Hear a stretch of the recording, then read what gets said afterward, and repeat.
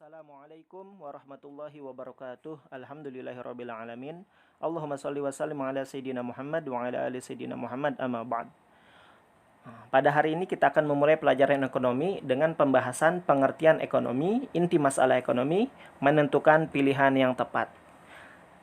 Nama saya Bapak Rijalus Suja. Boleh kalian panggil saya Bapak Rijal atau kalian panggil saya Bapak Suja. Baik, kita mulai pembahasan kali ini dengan mengucapkan Bismillahirrahmanirrahim.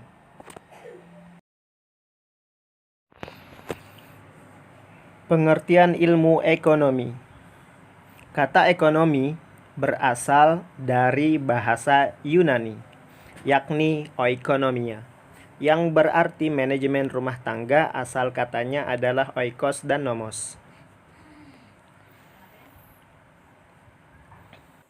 Oikos berarti keluarga atau rumah tangga, dan nomos berarti peraturan, aturan, atau hukum. Oikonomia adalah aturan masyarakat sebagai hukum kodrat yang menetapkan rumah tangga yang baik.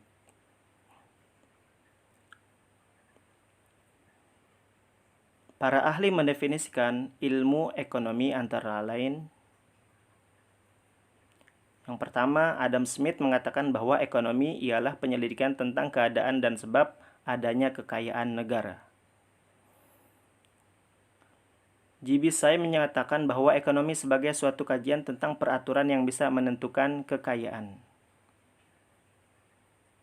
J.S. Mill, ekonomi adalah ilmu praktis tentang produksi dan distribusi kekayaan.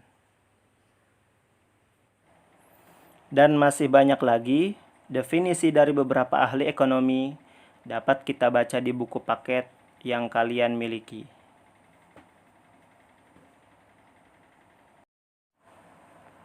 Inti masalah ekonomi. Inti masalah ekonomi adalah kelangkaan.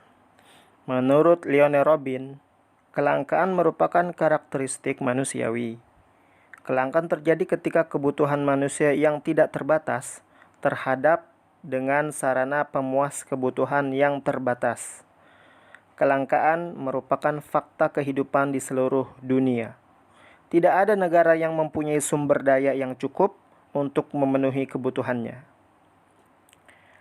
Kelangkaan menurut Sampath Mukherjee menjadi sumber masalah ekonomi modern seperti pengangguran, kemiskinan, dan inflasi. Pengangguran terjadi karena kelangkaan lapangan kerja. Kemiskinan antara lain terjadi karena adanya kelangkaan aset, kesempatan kerja, dan kualitas sumber daya manusia. Inflasi adalah suatu tingkat kenaikan harga umum secara terus-menerus dalam periode tertentu. Salah satu faktor penyebab kenaikan harga ini adalah kelangkaan komoditas dan jasa. Kelangkaan atau biasa disebut dengan scarcity adalah kondisi di mana manusia memiliki sumber daya ekonomi yang terbatas untuk memenuhi kebutuhan yang tak terbatas. Kelangkaan menunjukkan hubungan antara berapa banyak sesuatu itu ada dan berapa banyak yang diinginkan. Jika kita ingin menggunakan suatu barang lebih dari ketersediaan yang ada, barang tersebut menjadi langka. Makna langka dalam pengertian ekonomi berbeda dari makna langka dalam penggunaan bahasa sehari-hari. Dalam bahasa sehari-hari, kata langka biasa merujuk pada suatu yang jarang ditemukan di alam.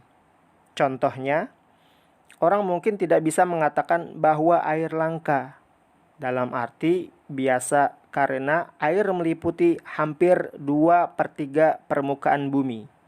Namun dalam konteks ekonomi, seseorang dapat mengatakan bahwa air langka dengan mengingat bahwa ketersediaannya tidak sebanding dengan jumlah yang dibutuhkan oleh manusia.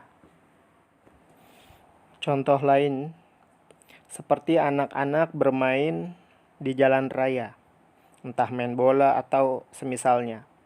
Kondisi ini dapat disebabkan antara lain karena kelangkaan tanah atau tidak adanya lapangan untuk mereka bermain.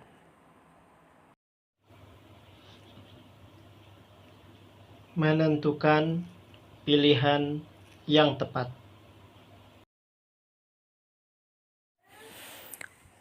Sumber daya finansial yang langka membatasi kemampuan konsumen untuk membeli barang-barang konsumsi.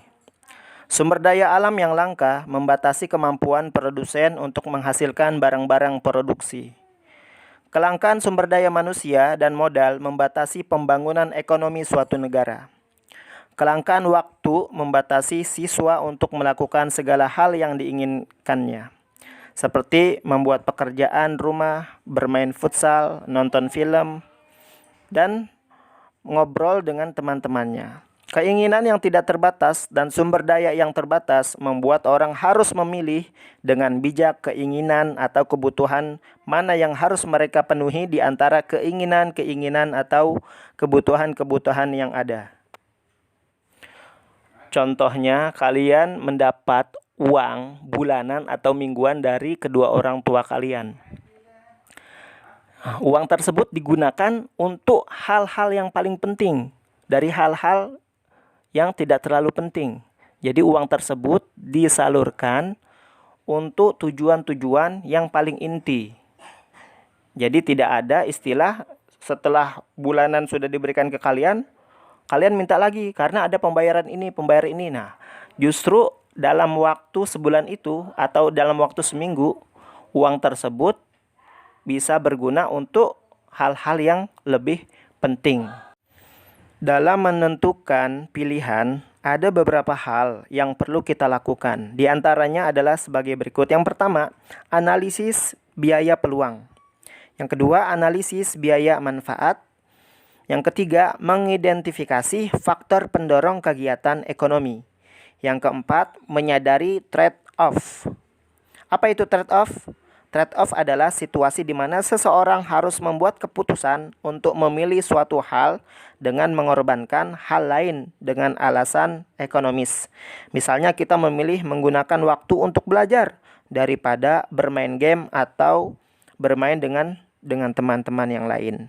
Kelima, berpegang pada prinsip ekonomi. Prinsip ekonomi adalah prinsip tindakan dengan pengorbanan tertentu untuk mendapatkan hasil sebesar-besarnya, atau tindakan dengan pengorbanan sekecil-kecilnya untuk mendapatkan hasil tertentu.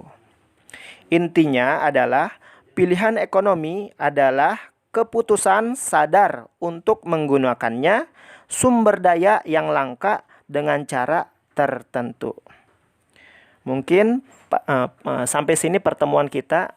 Untuk pertemuan berikutnya insya Allah kita akan lanjutkan di video-video atau di artikel-artikel yang lain. Insya Allah kita akan bertemu di waktu berikutnya. Assalamualaikum warahmatullahi wabarakatuh.